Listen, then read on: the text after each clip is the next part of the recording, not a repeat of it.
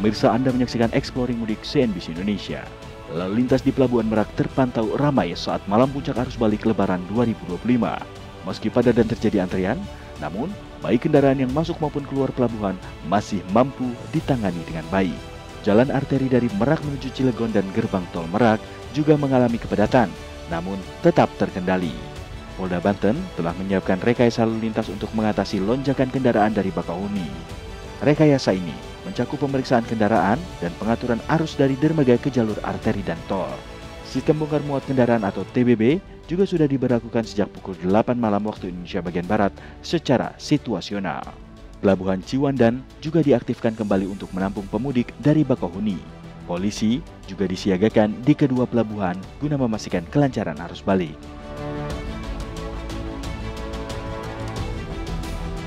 Kapolri Jenderal Polisi Listio Sigit Prabowo meresmikan pemberlakuan one-way nasional mulai dari KM 414 Tol Semarang-Batang hingga KM 70 Cikampek Utama.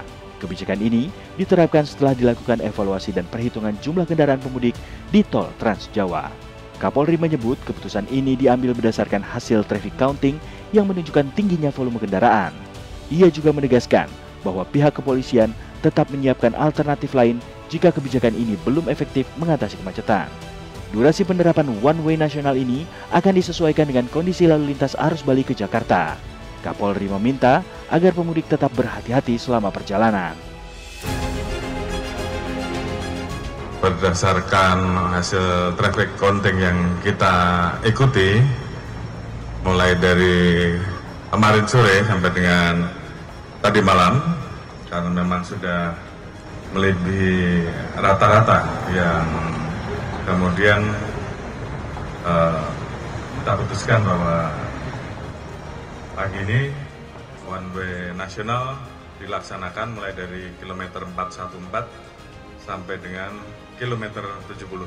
Dan kemudian nanti akan dilanjutkan dengan kontraflow 2 lajur dari kilometer 70 ke kilometer 36 ya. Lanjutnya akan diatur 1 lajur dari kilometer 36. Pemirsa, kami melaporkan dari Jalan Tol Jakarta Cikampek yang merupakan titik krusial dalam arus balik Lebaran 2025, di mana sejak H-1 hingga H+3 Lebaran tercatat 260.200 kendaraan melintas dari arah timur Trans Jawa menuju ke Jakarta lewat tol ini, yaitu meningkat sebanyak 104,6% dibandingkan dengan lalu lintas yang normal, yaitu sebanyak 127.156 kendaraan.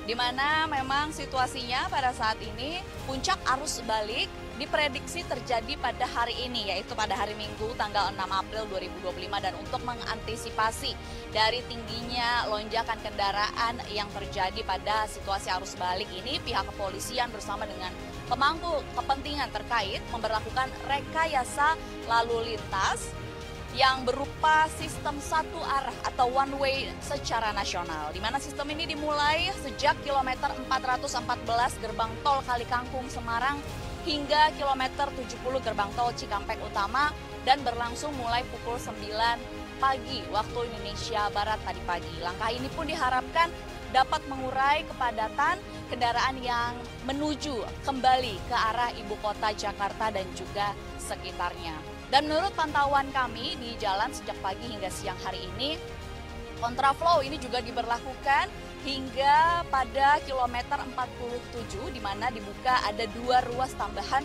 menuju ke arah ibu kota Jakarta, namun kondisinya lengang, di mana kendaraan dapat melaju dengan kecepatan kurang lebih 80 km per jam. Selain itu, dari PT Jasa Marga sendiri, memang dari PT Jasa Marga Jalan Layang Cikampek atau PT JJC, ini juga mencatat bahwa ada 470.660 kendaraan yang kembali ke Jakarta menuju ruas Jalan Layang Sheikh Muhammad bin Zayed atau MBZ sejak H-10 hingga H-3 libur Lebaran 2025, di mana angka ini meningkat 23,19% dari lalu lintas normal yang sebanyak 382.058 kendaraan. Pada tanggal 4 April 2025 atau H+3 Idul Fitri tercatat 56.331 kendaraan kembali ke Jakarta melalui ruas jalan Layang MBZ, ini meningkat 126,07%